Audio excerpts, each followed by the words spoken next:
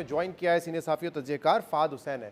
فہد صاحب بہت بہت شکریہ وقت دینے کے لیے. ابھی چند روز پہلے آپ نے ایک آرٹیکل لکھا, حکومت کی کارکردگی پہ آپ نے سوال اٹھایا اور آپ نے کہا جب 1 پیج ہے, جوڈیشری سے کسی قسم کا چیلنج نہیں ہے, اپوزیشن اور میڈیا بھی اس حکومت کے لیے بڑا چیلنج نہیں ہے, تو پھر کیا وجہ ہے کہ حکومت کارکردگی نہیں دکھا پا رہی, عوامی مسائل حل نہیں کر پا رہی ہے؟ تو کیا کل آپ کو اس کا جواب مل گیا کہ مسئلہ یہ ہے کہ جو سسٹم ہے وہی فیل ہو چکا ہے, تو پھر اس میں وزیر اعظم 12 گھنٹے کام کریں, ہر کوئی کام کرے, کیا فرق پڑے گا؟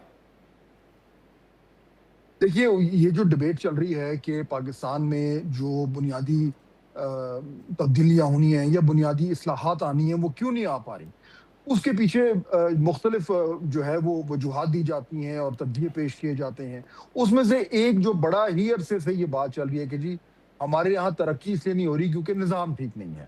دوسری طرف اس کا آرگیومنٹ شداد یہ ہے کہ نہیں جی نظام تو ٹھیک ہے لیکن نظام کو چلانے والے ہیں وہ ٹھیک فیصلے نہیں کر پا رہے کیونکہ ان کے اپنے جو سیاسی مفادات ہیں وہ سامنے آ جاتے ہیں, اس کی وجہ سے وہ نہیں کیا جاتا. اب ظاہر بات ہے دونوں طرف کی جو آرگیومنٹس ہیں وہ ہمیں سننے کو ملتے ہیں. کل جو دلیل پیش کی گئی ہے محسن نقوی صاحب کی طرف سے وہ اس لیے امپورٹنٹ ہو گئی ہے کیونکہ وہ کوئی تجزیہ کار تو ہے نہیں, وہ جب بات کریں گے تو obviously اس کو سیریسلی لینا پڑے گا. تو اب لگتا یوں ہے کہ جو ایک سٹنگ منسٹر جو ہیں وہ جس نظام کا وہ حصہ ہے اس کے بارے میں وہ یہ کہہ رہے ہیں کہ جی یہ نظام جو ہے وہ کام نہیں کر رہا. سو obviously اس میں پھر ہمیں کم از کم یہ تو ریڈ کرنا پڑے گا کہ اس نظام کی جو آرگیومنٹ ہے کہ جی نظام از دا پرابلم وہ اب زیادہ ڈومیننٹ ہو گیا ہے.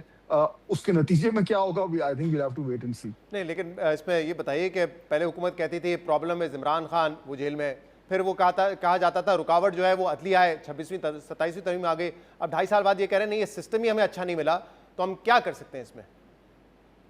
میرے خیال میں دیکھیے always it's not black and white, ہمیں دونوں طرف دیکھنا پڑے گا. مثال کے طور پر جو نظام کا آرگیومنٹ ہے اس میں لوکل باڈیز سب سے بڑی جو ہے وہ ایشو ہے.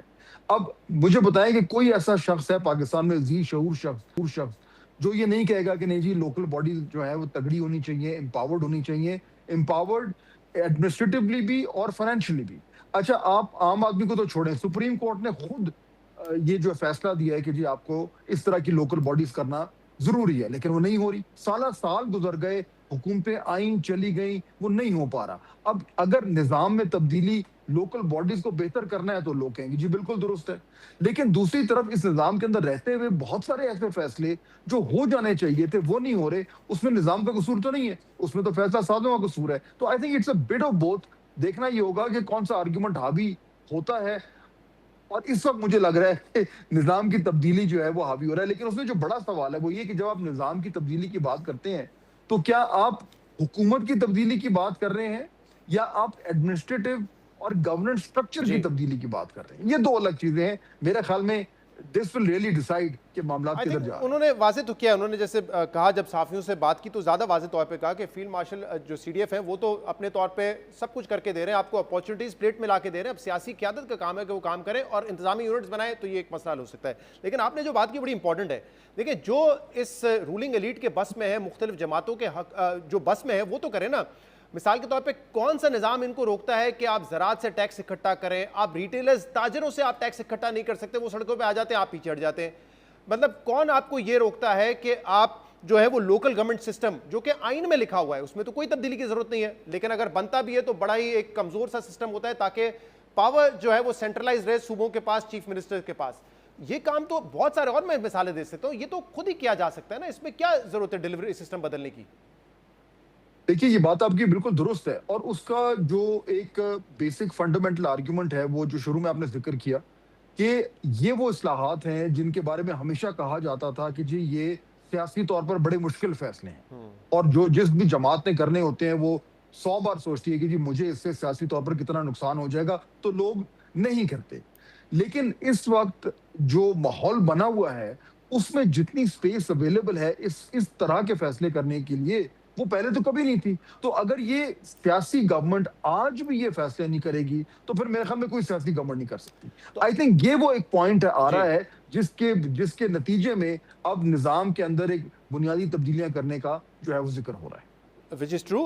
ظاہر سی بات ہے یہ حکومت جو ہے مضبوط حکومت تصور کی جاتی ہے 1 پیج کی وجہ سے, تو آپ کو لگتا ہے کہ جو باقی جماعتیں ہیں خاص طور پہ پاکستان پیپلز پارٹی جس کی سندھ میں حکومت ہے, کے پی میں پی ٹی آئی کی حکومت ہے, کیا ان کو آن بورڈ لایا جا سکتا ہے؟ کیونکہ دیکھیں اگر آپ نے مزید یونٹس بنانے ہیں تو اس میں آئین میں طریقہ کا درج ہے جس کے لیے 2/3 میجورٹی آپ کو چاہیے فرام بوتھ ہاؤسز, قومی اسمبلی سے بھی اور جس صوبے میں آپ یونٹس بنانے جا رہے ہیں. اور اگر آپ کو اس کو ہی تبدیل کرنا ہے تو اس کے لیے بھی آئینی امینڈمنٹ چاہیے ہوگی, اس کے لیے بھی 2/3 میجورٹی چاہیے. تو آپ کو لگتا ہے کہ محض ایک ڈیبیٹ ہے یا واقعی سنجیدہ ہے, اور پھر کیسے ان پارٹیز کو آن بورڈ لایا جائے گا؟ نہیں, یہ بات آپ کی درست ہے. دیکھیے میرے خیال میں اگر آج کوئی یہ کہے کہ جی میں چٹکی بجاؤں اور نئے صوبے بن جائیں تو ایسا نہیں ہوگا. ہمیں یہ کلیئرلی معلوم ہے کہ جو جماعتیں اس وقت میجر سٹیک ہولڈرز ہیں ہمارے پریزنٹ سسٹم میں, وہ نئے صوبوں کے حق میں نہیں ہیں اور وہ اس پہ ایڑی چوٹی کا زور لگا دیں گے.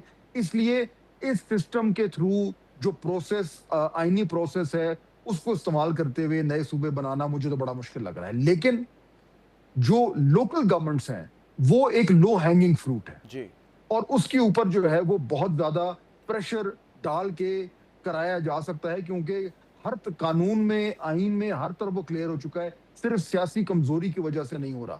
باقی رہ گئی بات جو 28ویں ترمیم کی بار بار ذکر ہوتا ہے شہزاد کی جی, ایک لمبا چوڑا پیکج آ رہا ہے جس میں بہت بڑی جو ہے وہ 18ویں ترمیم اور NFC اور یہ سارا کچھ ہوگا. میرے خیال میں وہ سارا کچھ ایجنڈا پہ ہوگا, اس میں بحث مباحثے کا مرکز ضرور ہوگا. لیکن اس وقت مجھے یہ لگتا ہے کہ جو پہلا جو کی جس کے اوپر زور لگے گا نا معاملے پہ, وہ ہوگا لوکل گورنمنٹس. اور اس کی یہ بھی وجہ ہے کہ اگر لوکل گورنمنٹس پہ ہوگا تو اس پہ اتنی زیادہ اپوزیشن سیاسی طور پر تو ہوگی, لیکن پبلکلی سب کہیں گے جی کریں گے, ضرور کریں. بہت بہت شکریہ.